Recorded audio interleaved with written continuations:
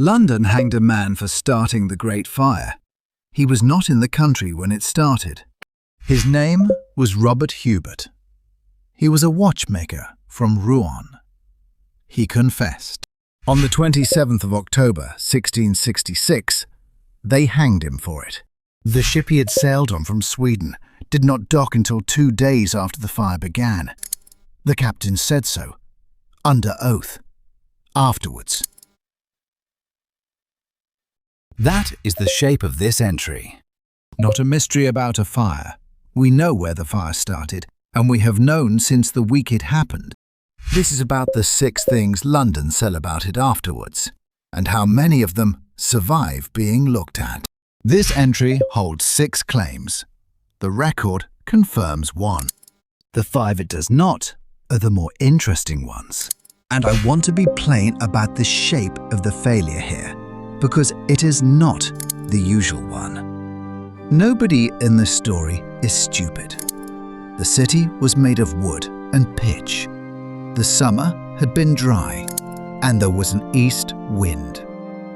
Any of that would have been enough. What London could not do was wait 4 days for an answer, so it took the answers it had. Claim 1 is the one everybody already owns, so let us stamp it and move. The fire started shortly after 1 in the morning on the 2nd of September in a baker's shop on Pudding Lane. The baker was Thomas Fariner. Every serious account agrees on the address, and so does this one. One confirmed. That is the last easy one. His own account was that the oven had been raked out and was cold. He said it to a committee, in public, with his livelihood on the table. You may believe him or not. What matters is that from the first morning, the man at the address was already explaining that it was not him. And a city that has just lost 1/3 of itself does not enjoy a shrug. Now, before the blaming starts, there is a question worth asking, because the answer is the dullest and best thing in this episode. Why did it spread? London streets were narrow, and the upper stories of the houses leaned out over them, so that at the top, the 2 sides of a lane were within reach of each other. Fire in a street like that does not need to travel. It only needs to lean. The answer was known, and it was not clever. Pull the houses down in front of the fire so it runs out of things to burn. Firebreaks. This was standard. Everyone in the city knew it. The Lord Mayor was Sir Thomas Bloodworth. They woke him, they brought him to look at it, and he said, and this is the sentence he has been carrying for 350 years, that a woman might piss it out. Then he went back to bed. And that is where every retelling stops, because it is a perfect sentence and a terrible reason. Here is the actual reason, and it is so much worse. Most of the threatened houses were rented. Pulling down a house that somebody else owned required the owner's consent, and it was the middle of the night, and the owners were not in the houses. They were somewhere else, asleep, unlocatable. The Lord Mayor of London stood in front of the fire that would take the city and could not lawfully find anybody to say yes. So the city burned for the reason cities burn. Not malice, property law at an inconvenient hour. And while that was being sorted out, ordinary Londoners were doing what people actually do, which is save the wrong things beautifully.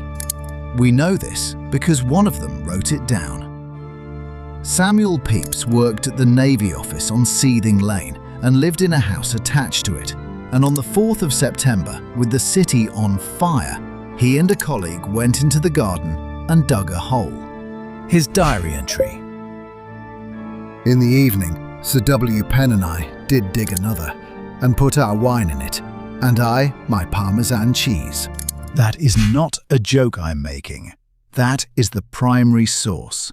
And I bring it up because the same diary is one of the two best records we have of what London believed that week. So when we get to who the city blamed, we are not guessing at the mood. We have it in a man's own handwriting, filed between the cheese and the wine. By the second day, the fire was beyond stopping, and London started looking for somebody to hold responsible. It did not have to look far, because it was already at war. England was at war with the Dutch and with the French simultaneously. So while the city was actually still burning, not afterwards, during, armed mobs went through the streets and set on anybody with a foreign accent. A Frenchman had his house pulled down because the crowd had decided he was about to set fire to it. A Dutch bakery was attacked while the fire was still going. A blacksmith went at a Frenchman in the street with an iron bar.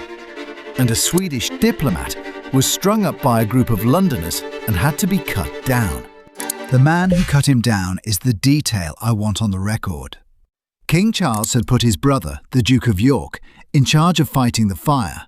The chains, the ropes, the grapples, the firebreaks Bloodworth could not authorise. And a measurable part of the Duke's job that week turned out to be sending patrols into the streets to stop Londoners lynching the foreigners they had decided were responsible. So the accusation was not a theory anyone worked out afterwards. It was running in the streets, with hands on it, before the flames were out. Claim 2 is that they did it, that the fire was set deliberately by enemy agents in the city. And there is nothing. No document, no captured order, no confession that survives contact with a calendar. No name. Not a weak case, an absent one. Claim 3 is the same accusation, wearing better clothes, and it arrives 15 years late. In 1681, England was in the middle of the Popish plot, an invented Catholic conspiracy that ran for years and got innocent men executed. And in that year, somebody added a line to the inscription on the monument to the Great Fire. But Popish frenzy, which wrought such horrors, is not yet quenched. 15 years after the fire, the official stone version of events acquired a culprit it had not had on the day. Hold that one, we are coming back to it, and it is the reason this entry runs long. Which brings us back to the man on the scaffold. Robert Hubert was picked up trying to leave the country, which, in that month, was what a great many foreigners were doing, and was treated as evidence. And then he confessed. That should end it. It does not end it, because of how he confessed. The story changed. Every time he told it, it changed. Where he started the fire, how, who with. He named an accomplice, a man called Stephen Pidlow, and nobody has ever found a trace of such a person. No witness corroborated any part of any version, and the ship's captain placed him 2 days late. Now here is the part that I could not quite believe until I read it twice. The men who arrested him did not think he did it. Parliament did not think he did it. The king did not think he did it. The Lord Chancellor's own words for him were, "A poor, distracted wretch, weary of his life, and chose to part with it this way." At no point in that chain of command did anyone say, "Hang on, are we sure?" So they hanged him. Not because they were convinced, because he had confessed. And a confession is a piece of paper, and a piece of paper closes a file. There is one more claim before we count, and it is the gentlest of the 6, which is what makes it worth stamping. You will have heard that the fire, for all its damage, did one good thing.